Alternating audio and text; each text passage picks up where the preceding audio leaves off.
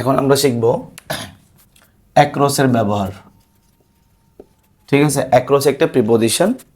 এই অ্যাক্রসের ব্যবহারটা আমরা কি করব এখন শিখব। তাহলে প্রথম যেই উদাহরণটা বা যে ব্যবহারটা হচ্ছে আড়াআড়ি বোঝাতে অ্যাক্রস বসে। আড়াআড়ি বোঝাতে অ্যাক্রস প্রিপোজিশনটি বসে। তার মানে কোনো আড়াআড়ি, ঠিক আছে, এই আড়াআড়ি যদি আমাদের বাক্যে প্রকাশ পায় তাহলে সেখানে আমরা কি করবো, প্রিপোজিশন হিসেবে অ্যাক্রস প্রিপোজিশনটা নিয়ে আসবো। ঠিক আছে, একটা উদাহরণ দিই। The boy was running across the field.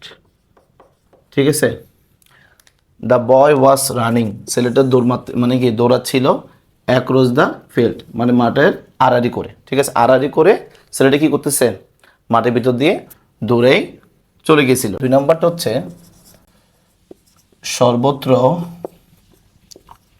বোঝাতে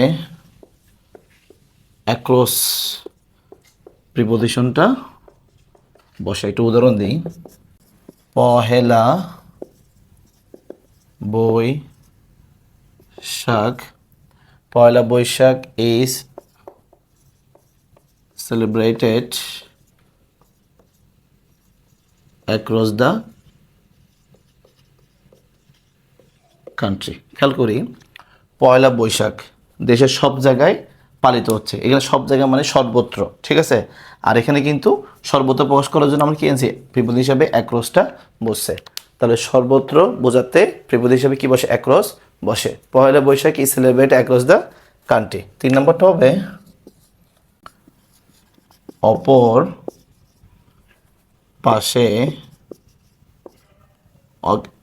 পাশে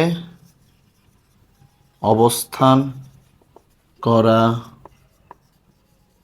বোঝাতে অ্যাক্রস প্রিপোজিশনটি বসে। তাহলে অপর পাশে অবস্থান করা বোঝাতে কি বসে, অ্যাক্রস প্রিপোজিশনটি বসে। একটা উদাহরণ দিই। He lives across the street from you. খেয়াল করি, lives across the street from you. ঠিক আছে, সে বাস করে রাস্তার অপর পাশে তোমার থেকে। তাহলে এই যে তোমার থেকে সে বসবাস করে রাস্তার অপর পাশে, আর এই অপর পাশে বোঝানোর জন্য আমরা প্রিপোজিশন কি আনছি, অ্যাক্রস প্রিপোজিশনটা আনছি। ঠিক আছে, তাহলে 4 নাম্বারটা হবে শরীরের অঙ্গের উপর বোঝাতে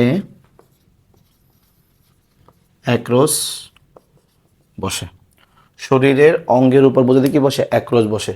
শরীরের অঙ্গের উপর বোঝাতে কি বসে, অ্যাক্রস বসে। উদাহরণ দিই আমরা। হি